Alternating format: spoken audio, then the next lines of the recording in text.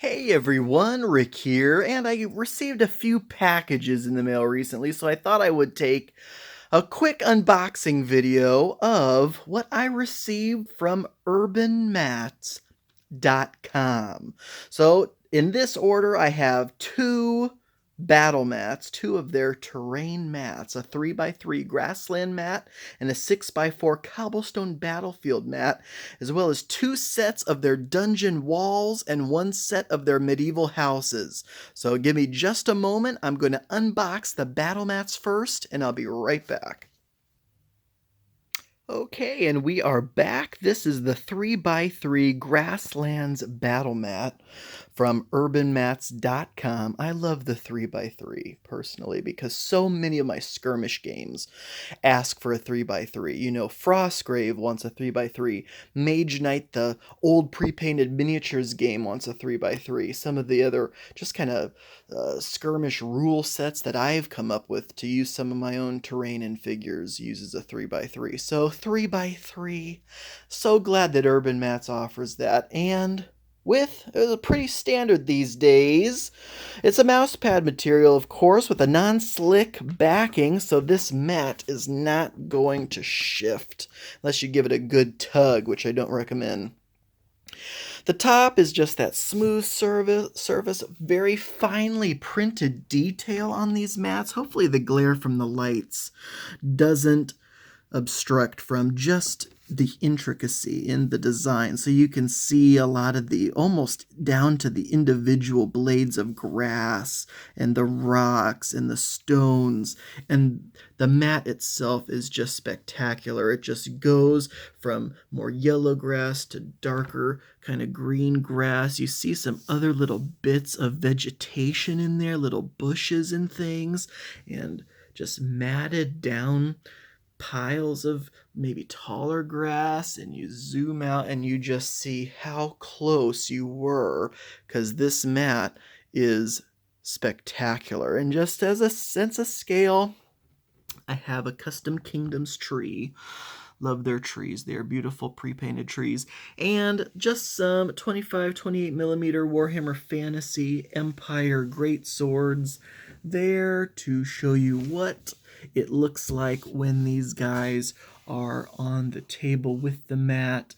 The green grass with a base of a figure blends right in almost. Looks fantastic. So again, that's a 3x3 Grasslands battle mat from Urbanmatz.com. One other quick thing to note, Urbanmatz bags. Of course, it seems like almost all of these terrain mat makers will give you a bag with the mat. And they do include a little identification tag. So it does say the size and the type of mat it is right there on the bag.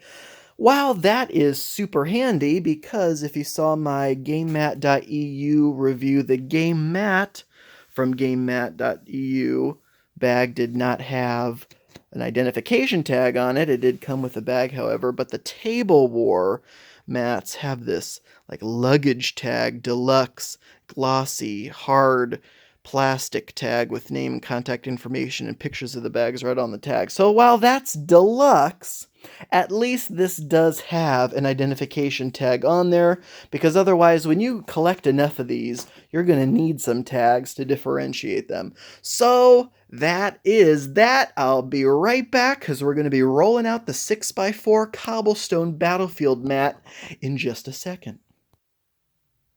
Hey everyone, we are back with the 6x4 cobblestone battlefield mat from Urbanmatz.com.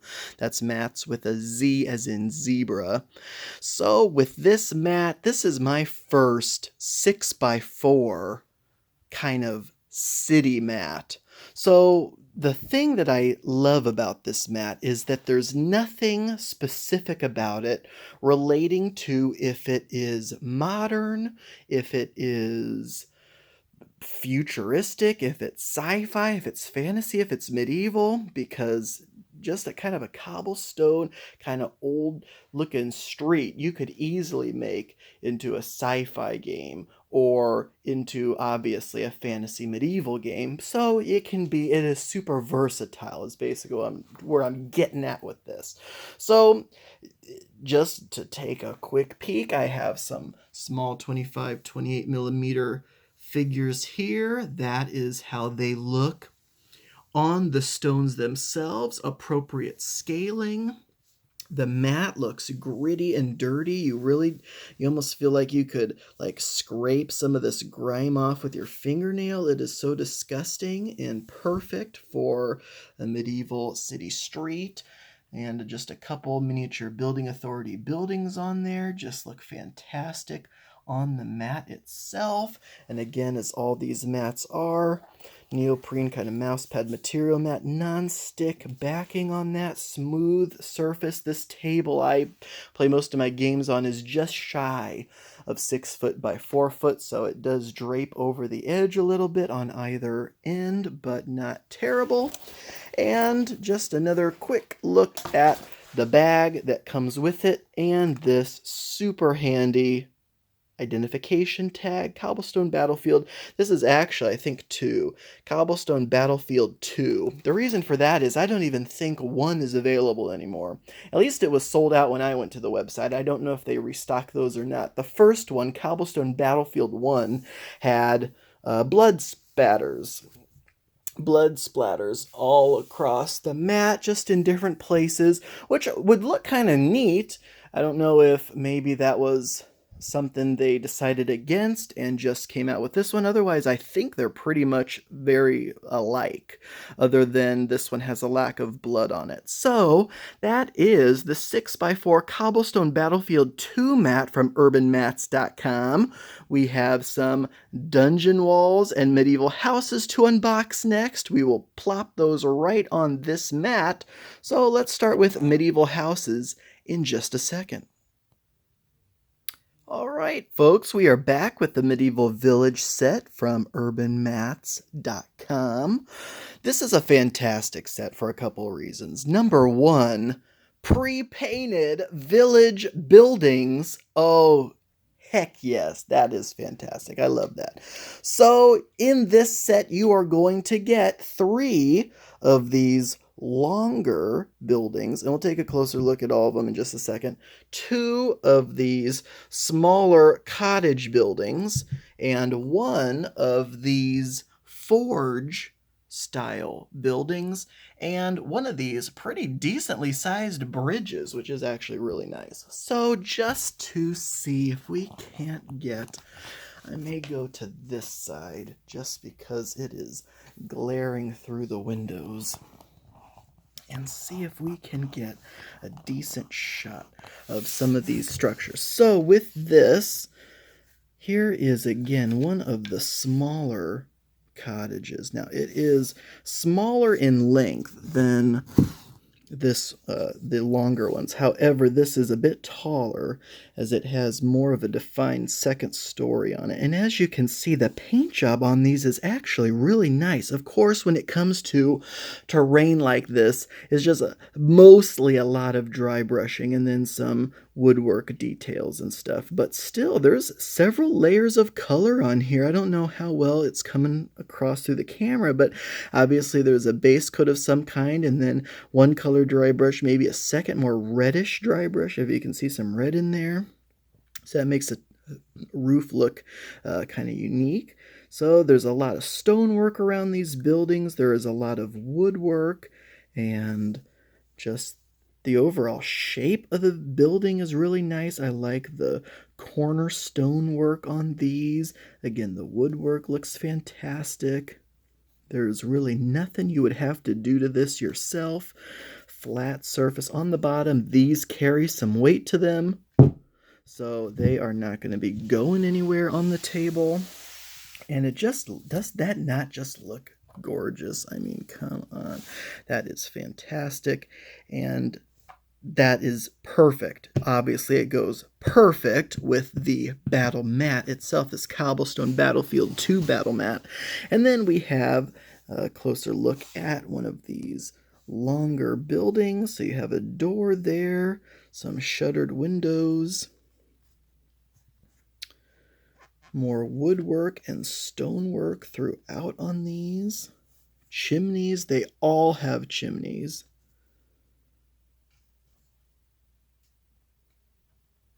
The roof, again, looks fantastic. Nothing on the bottom. Very solid.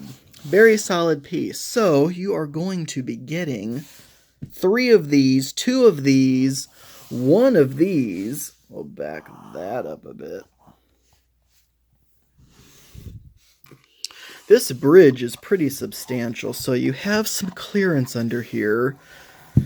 Obviously, just having this in the middle of a cobblestone battlefield may not look totally appropriate, but if you had something that could go under here, even if it was just a shallow stream or something, some other terrain feature, I'll be honest, I do wish this was a little bit higher, because I do have some river pieces, and it's not quite enough to get this to go over them. If they're just a little too wide, the banks are a little too wide on the sides. If this was just a bit higher, that would be fantastic. But if you had like hills and put this over a couple hills, that would be ideal, honestly. I'm just thinking out loud here because the bridge itself is awesome. The stonework is great. It's just a simple gray dry brushing, but the shape of it is awesome. The curvature of the top here, I don't know if it would necessarily, some of these guys, if you balance them right, it looks like they are okay up there. Sometimes they kind of slip down just because of that curvature, but it gets flatter here. A couple stairs that really aren't wide enough to put anyone on, but of course on the top you can easily get someone up there just fine. The bridge is itself pretty wide that way, so you have enough room to potentially get several figures. You could have some very interesting battles up on top of that bridge. That is the bridge piece. And then last but not least, we have this really cool, I'd almost say this is the centerpiece of the village, even more so than the bridge. This is the forge. So with the forge, you have, your basic kind of cottage with the stonework and woodwork and a nice awning or whatever you call that sticking out over the top of the door, stairs up to the door, but then you have this section jutting out from the side with more wood and stonework, and part of the roof, there's a chimney on this one as well. You can see this is kind of L-shaped, and it has some more flooring here, and you have the fireplace in there. If you wanted to do some detailing in there, you could, or you could just, leave it as is, which I'll probably be doing. It looks just fine the way it is, but, there's plenty of little terrain pieces. You can stick barrels and crates around here. You could put a little anvil in there, but otherwise, just to show you how that looks with a figure in it, the scaling is perfect, honestly. These are 28 millimeter figures. He fits in the doorway just about right. So, that is fantastic. That is the forge piece. So, pulling it all together, what can you expect from coverage with these pieces? Well, honestly, there is a lot to like about this set. And I'll just go over a couple stats here in terms of price and whatnot. Now, from Urbanmatz.com, that's again Urbanmatz with a Z as in zebra.com. This is a Czech Republic company. Now, I spent $635.48 with them. That included both those terrain mats you saw, this medieval village set, and these 2 sets of dungeon walls, which we will look at in just a second. But the mats themselves, the 3x3 grassland mat was, what was it? I can't find it at the moment, but you know why? It's because they came packaged together, which was a fantastic idea. Not only can you get the terrain separately, the terrain mat separately, but you can get them at a discount bundled together. So they have a deal where you could get 1 set of those dungeon walls and a 3x3 mat of your choice for 130 euros, and that was exactly what I did with that. Then I got this medieval houses set in a package deal with the 6x4 cobblestone battlefield 2 mat, and that ended up being 149 euro. So, and then I also got one dungeon wall set separately for 104 euros. So, total, it ended up being $635 for, or yeah, US 48 cents.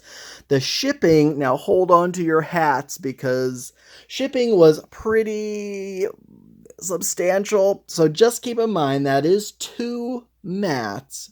That's 2 of these dungeon walls, and each one of these is heavy too. We'll look at that in a second. And this medieval village set, the shipping was 156 euro. Yep. Yep, you heard that right. The shipping was the most expensive thing out of everything on the list. Now, the shipping itself, again, this was from the Czech Republic. I ordered this on August 13th. It arrived August 21st. So, not bad at all. We're talking 8 days to get this fantastic terrain to the United States. I did just want to quickly point out how the village was packed. It was packed perfectly within these styrofoam trays. You had a lower tray, you had an upper tray, and then you had a thick styrofoam lid, and then each building was in here, and each building was double wrapped. So it was first wrapped with this kind of grocery bag material, and then wrapped again with bubble wrap. So each building was perfectly preserved in the shipping. That is that for the medieval village, and nothing came chipped, broken. 8 days from the Czech Republic, it arrived in perfect condition. You could probably be pretty safe. This would easily fill up a 3x3, no problem whatsoever. Depending on how densely packed you would want your village, if this is a 6-foot battle mat, you cut that in half. 3x3, you would have enough for a village. 2 sets would fill up your 6x4 table, I'd say, pretty easily. But otherwise, it looks fantastic, folks. Give me just a moment, and we will be right back with the dungeon walls.